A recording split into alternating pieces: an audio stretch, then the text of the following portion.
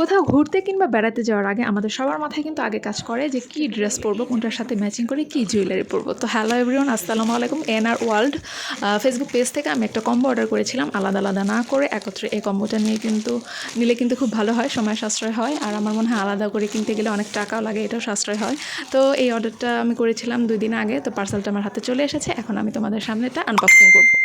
তো দেখো, আইটেমগুলো ছিল 10টা আইটেম। তো এগুলোর মধ্যে প্রথমেই দেখিয়ে দিচ্ছি শাড়ির সঙ্গে পরার জন্য গাজরাটা।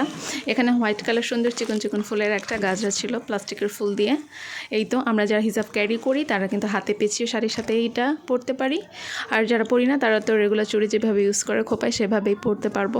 আর সাথে ছিল একটা প্লাস্টিকের লাল গোলাপ, সাথে ছিল একটা কিউট আয়না। তো এই আয়নাগুলো কিন্তু আমার কাছে এত ভালো লাগে। সাথে ছিল একটা পায়েল, তারপরে ছিল একটা মাল্টি কালার টিপের পাতা।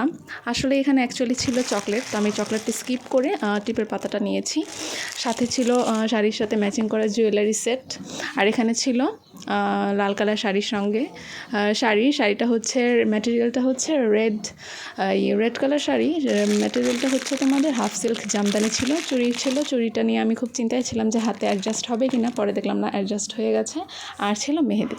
তো কম্বোর প্রাইসটা ছিল 1200 টাকা। কেমন লাগলো অবশ্যই কিন্তু তোমরা জানাবা। আর তোমরা কি কখনো এরকম কম্বো কিনে ঠকেছো না জিতেছো, সেটা কিন্তু জানিয়ে যাবা।